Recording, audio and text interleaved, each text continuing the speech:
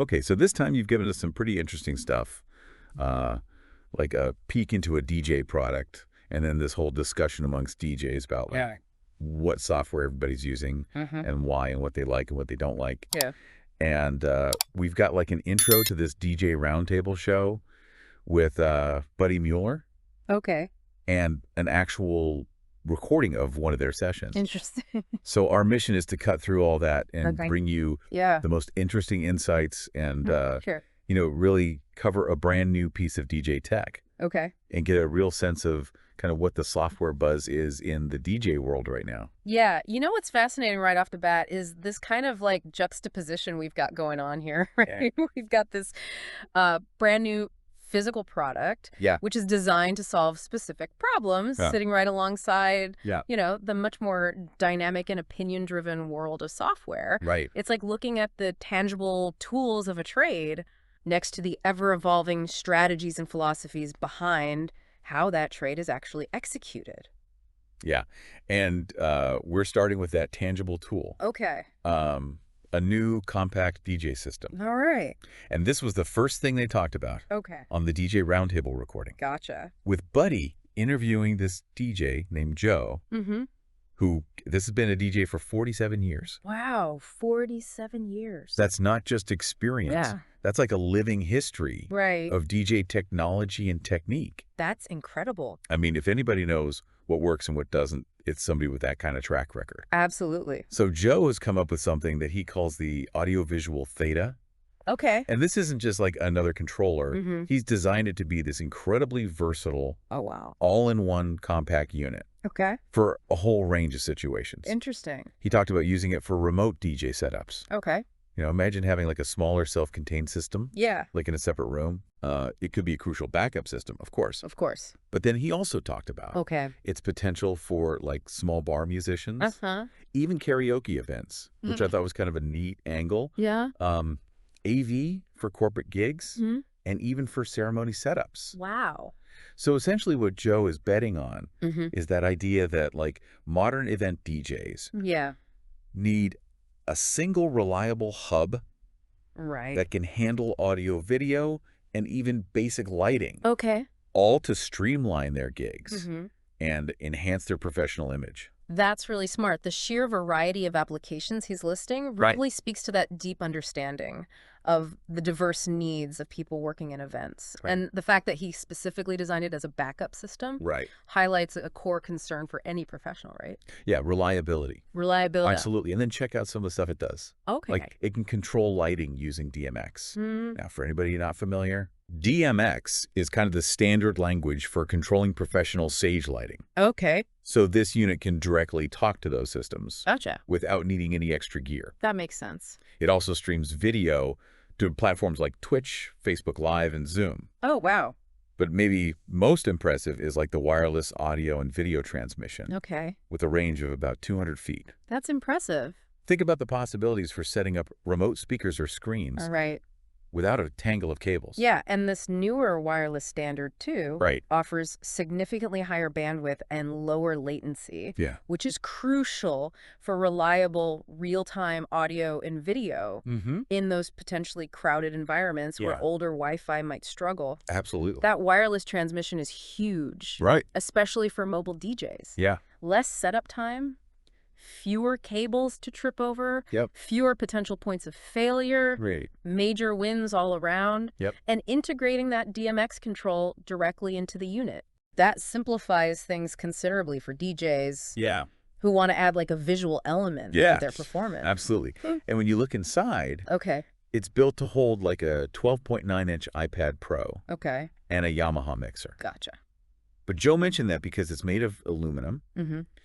and has interchangeable faceplates. Okay. You can actually fit different sized tablets in mixers, Oh, that's smart. which is super flexible. Yeah. And he even claims that the setup time is only around 5 minutes. Wow. That's incredibly quick when you're on the go. Especially when you're on the go. Plus, it's got internal cable management Mm-hmm. to keep everything nice and tidy. That choosing of industry standard components, Yeah. like that iPad Pro and a Yamaha mixer, makes a lot of sense. Uh-huh. It offers that blend of familiar, reliable technology Yeah. within that purpose-built enclosure. Yeah. And that 5-minute setup time. Right. That's a major selling point Huge selling point. for busy professionals where every minute counts. So here's where it gets really interesting. Okay. He's even thought about controlling the iPad from an external DJ controller, Okay. like a Rain 1. Mm-hmm. There's like a USB connection tucked away inside. Right. And for those using wireless microphones, there's dedicated internal space for the transmitter, complete with cable routing. So he's really thought this through. He's thought of everything. Yeah. And he emphasized that it's primarily designed for 5G wireless, Okay. for fewer dropouts. Okay. It can stand on its own with optional legs or pedestal, or just sit on a table. Right. And it's got USB ports for hooking up external drives and projectors. Wow. So it's a real, like, all-in-one powerhouse. Talk about an all-in-one powerhouse, right? Yeah. Like the attention to detail here is impressive. Yeah, absolutely. Features like compatibility with those external controllers. Yeah. And dedicated space for wireless mic transmitters. Uh-huh. You know, it just shows a real understanding of Yeah. the practical realities of DJing different kinds of events. So Buddy Mueller's first impression was clearly positive. Okay. He said, wow, this is really an amazing thing. Mm-hmm. And he noted how it was similar to his own setup, but much more integrated. Right. Another DJ on the call, Fred, Okay. commented on how clean and professional it looks, Yeah. like DJ furniture, especially for more formal events like ceremonies. Interesting. The DJs also appreciated how compact it is, Yeah. especially for karaoke, Right. where you wouldn't need a bunch of separate screens, computers, and mixers. That makes sense. There was even talk about renting it out for smaller gigs Oh, wow. as a way to make some extra income, which is a smart move. That is a smart move. The aesthetic appeal Yeah. and the potential for generating additional income Right. through rentals Right. are significant value propositions. Yeah, so the conversation really focused on how this kind of setup can boost a DJ's professional image Right. with clients, Mm-hmm. plus, the huge benefit of reliability and less cable clutter. Absolutely. That comparison to DJ furniture Right. really highlights the professional image Joe's going for, Yeah. which can be a big factor in attracting clients. Yep. And the idea of renting it out, you Yeah. know, that's thinking outside the box Yeah. and leveraging that unit's versatility. So Joe mentioned there's about 8 inches of internal space above the tablet, Okay. which could be handy for stashing like small bits of gear. Yeah. He's also working on optional stands. Uh-huh. One at a 25-degree angle is available, Okay. and another one at 30 degrees is in development Right. to help cut down on screen glare. Oh, that's smart. The unit itself is roughly 26 inches wide, Okay. 16 inches deep, Okay. and 5.5 inches tall. Gotcha. And there's an optional padded carry case for under $200. Mm-hmm. Right now it's designed for the 12.9-inch iPad Pro, Okay. but you can get custom faceplates for other sizes, Oh, okay. though that'll cost extra. Yeah. And Joel also mentioned like a totally different system he built using a Mac Mini and a touchscreen, hinting that something similar could potentially be used Right. in the audiovisual theta Gotcha. down the line. So, you know, the availability of those custom faceplates Yeah. acknowledges that DJs have different hardware preferences. Right. And the fact that he's even thinking about things like screen glare Right. with the stand design shows real attention to user experience. Right. And the possibility of using like different internal systems Yeah. really future-proofs the design. Okay, so let's talk brass tacks. Okay. The regular price for just the shell is $1,395. Okay. But for listeners of the DJ Roundtable, Right. Joe was offering a special deal of $695 Wow. for just the shell. That's a significant That's a thing. pretty significant saving right there. Yeah. The stand or pedestal is an extra $300, Mm-hmm. and shipping is going to depend on where you are. Okay. He's got a warehouse in California, so shipping within California is about a day, Yeah. maybe 2 to 3 days to the East Coast, Gotcha. and potentially longer for ground shipping to more remote spots. Okay. You can order through his Shopify account, Mm-hmm. and here's the catch. Okay. That $695 price Yeah. was only for the first 10 units. Oh, wow. So that limited time, deeply discounted show special. Right. Classic way to create buzz and encourage quick sales. Exactly. The pricing strategy gives people different options depending on their immediate needs and budget, Right. while that limited time offer creates a sense of urgency. All right, let's do a complete 180 now. Okay. After talking about Joe's product, Right. the DJ Roundtable discussion shifted to something Okay. that DJs are always passionate about. Yeah. Their software preferences. Absolutely. Software is the heart Right. of the modern digital DJ setup. Uh-huh. And DJs often have very strong opinions, based on their workflow, Right. the features they rely on, Mm. and their past experiences. It is. And they rattled through a whole list of the big names. They did. Serato Virtual DJ Record Box, Mm-hmm. Algorithm DJ Tractor Mix, Yes. even DJ Studio. Yeah. It's a really diverse landscape. It is. Each of these platforms has its own unique strengths Uh. and a dedicated community of users. Absolutely. Yeah. And the fact that they covered such a wide range Yeah, shows you the diversity within the DJ community itself, right. with different DJs prioritizing different features and workflows. Exactly. So what really kicked off this whole software chat Yeah. was the recent news that Serato had been acquired. Interesting. And Dwayne, who's a Serato user, didn't seem too worried at first. Mhm. He saw it more as like a portfolio move Okay. rather than a sign of big changes coming. Right. And he mentioned comments from Phil at Digital DJ Tips. Interesting. Interestingly, he also keeps a virtual DJ as a backup. Oh, okay. So Dwayne's cautious optimism Yeah. is a pretty common reaction Right. when, established software gets bought out. Right. Users often get concerned about potential disruptions to their workflow, Exactly. changes in pricing, or shifts in the software's development priorities. Yep. So having a backup plan, like Dwayne with Virtual DJ, Right. is a smart move in this kind of situation. So, but Dwayne did have a few things on his Serato wish list. Okay. Better file relocation, Mm-hmm. something a lot of DJs struggle with Yeah. when they move files around. Right. A preview function, Okay. like you see in Rekordbox or Virtual DJ, Mm-hmm.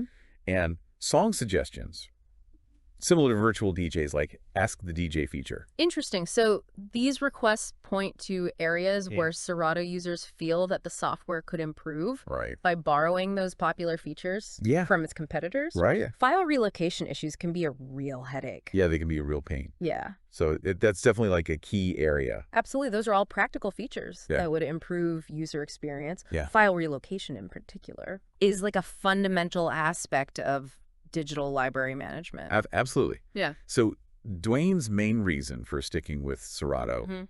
seemed to be the initial effort Okay. he put into learning his controller, Yeah, which was a Serato-specific model called the SX2, right.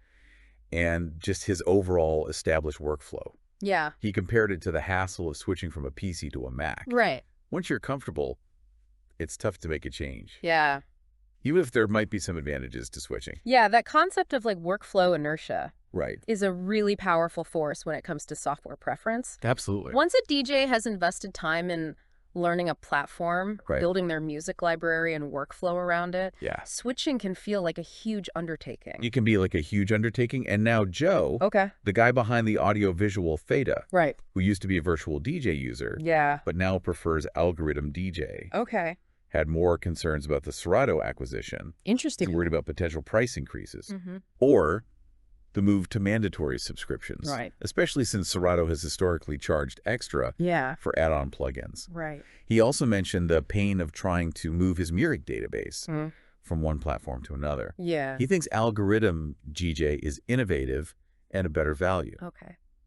especially since its subscription includes all the extra features. Right. Joe's concerns about pricing and subscription models Yeah, are definitely valid, they are. given the way software is going these days. Right, the cost of ownership, Yeah. including upgrades and add-ons, Right. is a significant factor for DJs. It is. And the difficulty of moving your music library Yeah. between different software platforms Right. really highlights how locked in users can become. It does. All right, so switching the focus to virtual DJ. Okay. Jeff, a longtime user, Mm-hmm. just raved about its video mixing capabilities, Okay. which are included in the software, Right. unlike Serato's separate paid video plugin. Oh. He also likes how easy it is to add his own logos to video streams. Mm-hmm. And he pointed out that virtual DJ has often been a leader Interesting. in introducing new features Yeah, that other DJ software eventually adopt. that's cool. He doesn't really see any need for big changes to virtual DJ. So Jeff's perspective really highlights the value you get with virtual DJ. A lot Yeah. of features, including video, Right. often for a more accessible price. And the fact that he mentions virtual DJ as a pioneer Yeah, shows his long history right. and ongoing development in the DJ software world. It really does. Interestingly, Jeff doesn't really use features like stems or cloud storage. Okay. He actually prefers to keep his DJ computer completely offline Wow. for better stability, Interesting. specifically to avoid unexpected Windows updates, Yeah. messing up his performance. Right. They also talked about how customizable virtual DJ is, and features like its auto mix with skip buttons, which he finds really useful for playing background music during events. So Jeff's focus on stability Yeah. is a common priority for DJs Absolutely. who need their systems to be rock solid during a live performance. It's got to be rock solid, right? Yeah. Especially when you're in front of a crowd. Yeah. Can't have things crashing. Yeah. So, The customizability of virtual DJ is definitely a key strength, right. allowing DJs to tailor it to their specific needs and workflow. So another virtual DJ fan, Sean, Okay. jumped in with his favorite things. Right. The integration with SoundSwitch for controlling lights. Oh, wow. He loves this. Okay. The stem banks feature for creating on-the-fly samples and vocal swaps, Interesting. which he thinks is unique. Okay. The Groove update, which is similar to Rekordbox's dynamic analysis. The ability to schedule music to start automatically at events. Oh, wow. And the remote control app for his phone.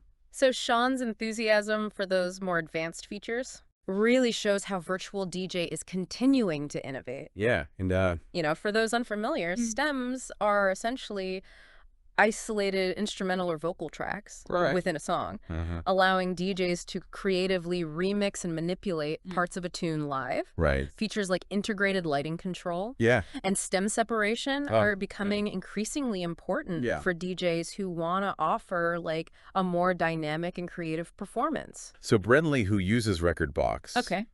made a strong case for why he prefers it. Right. He pointed out that video and effects are built right in, Okay. as is the lighting control mode. He mentioned that with the latest version, Rekordbox 7, Right. mobile DJs can even map the performance pads Okay. on many Pioneer controllers to trigger cues, affect stems, and even lights. Oh, wow. While he acknowledged that the subscription costs money, Yeah. he feels like it's worth it because of the all-in-one functionality. And crucially, it's seamless compatibility Okay. with the Pioneer CDJ players you find in most clubs. Right. He also mentioned how easy it is to prepare USB drives Yeah. for playing in clubs, Right. and that it handles MP3 files without needing any conversion. So Brenly's points really emphasize the importance Right. of that hardware integration, especially with industry standard gear like Pioneer CDJs. Absolutely. For DJs who regularly play in clubs, Yeah. that native compatibility with CDJs is a huge advantage. It is a huge advantage. And the built-in video and lighting features Yeah. also streamline their setup. Uh-huh. And Brenly even went so far as to predict Okay. that Serato might actually lose ground Oh, wow. because it could potentially lose compatibility Interesting. with Pioneer decks, Yeah. which are the dominant players Right. in the club market. Yeah, that's a pretty bold prediction Yeah. about the future of DJ software. Yeah. It's a strong statement. It is. That really highlights the close relationship between software and hardware Right. in the DJ world, Absolutely. especially considering Pioneer's significant market share Yeah. in professional DJ equipment. So the difficulty of switching software Yeah. came up again when Dwayne mentioned Yes, yeah. his massive library of 50,000 tag songs, Wow. which makes the idea of moving to a different platform Yeah. incredibly daunting. Right. That's a huge amount of time and effort That is invested in organizing his music. absolutely the sheer size Yeah. of meticulously organized music libraries Right. is a major barrier for many DJs It is. considering a switch. Absolutely. All that tagging and setting cue points Yeah. represents countless hours of work. Hours and hours of work. Yeah. So lighting control Yeah. was a big topic Okay. in the software discussion. Right. Brenly highlighted how straightforward Mm. Rekordbox's lighting setup is, Okay. with like a simple drag and drop interface Yeah. for placing virtual lighting fixtures. Interesting. Though he did say you need a decent number of lights Right. to create a really impressive show. Makes sense. Sean mentioned he'd love to see native DMX control Mm-hmm. in virtual DJ, Okay. and mentioned that it currently works with a separate piece of software Right. called SoundSwitch for lighting. Okay. They also briefly touched on AI-powered lighting in some newer equipment, and the option to manually control lights with buttons. So, you know that increasing integration of lighting control within DJ software shows how visuals are becoming more and more important in DJ performances. Yeah, I mean, it's not just about the music anymore, right? Yeah. It's got to be a whole experience. That got to be a show. So the desire for both native control and compatibility with third-party solutions reflects different approaches to incorporating lighting into a DJ set. So they also briefly talked about how demanding these advanced features are on your computer, like running video lights and stems all at the same time. Yeah. Really needs a powerful machine. It does. Brenly said even his top-spec i9 processor sometimes struggles. Okay. And you pointed out that a good graphics card is crucial. It is. For smooth video playback. Yeah. This really highlights how the demands of modern DJ software are pushing the boundaries of computer hardware. Absolutely. Features like real-time stem separation, video mixing, and sophisticated lighting control require significant processing power and graphics capabilities. They do. Yeah. So they also briefly mentioned a few other software options. Okay. DJ Studio Tractor, which Joe hasn't used in years. Right. And MixX, which is an open source program. Okay. But it doesn't handle video. Okay, so these alternative platforms cater to different needs and preferences within the DJ community. Right. Some DJs prioritize cost, others specific features. Yeah. And some prefer the open source approach. Absolutely. So, and finally, another DJ named Kevin brought up the possibility of all DJ software eventually moving to subscription models. Oh, wow. And he expressed his hope that virtual DJ would stick with its current model of offering a lifetime license. Okay, so that's definitely a concern. It is. For a lot of DJs who prefer to pay once and own the software outright. Absolutely. That trend towards subscription-based software is definitely something a lot of users are keeping an eye on. Okay, so what does all this mean for you? Yeah. You've now got like a solid understanding of a really innovative piece of hardware designed to streamline things for mobile and event DJs. Absolutely. The audiovisual theta offers like a compelling integrated solution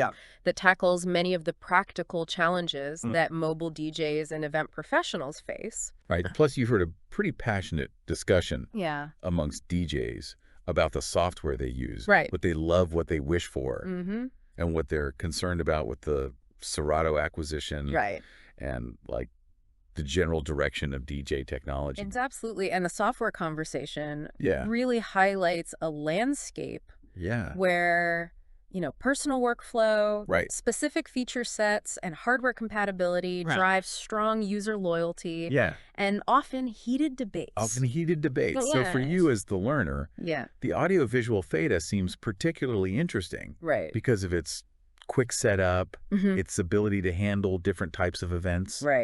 And the professional image it can help create. Yeah, and that limited time special pricing would have been a real draw. Would have been a huge draw if you were in the market for something like that. Exactly. And the software discussion really shows how diverse the needs and priorities are. Within the DJ world, each platform has its dedicated fans and unique advantages. And the passion in that software discussion really underscores how personal the choice of DJ software can be. Right. It's not just about features. It's about how the software fits into a DJ's creative process and performance style. So here's a final thought for you to really consider. With DJ hardware and software changing so rapidly,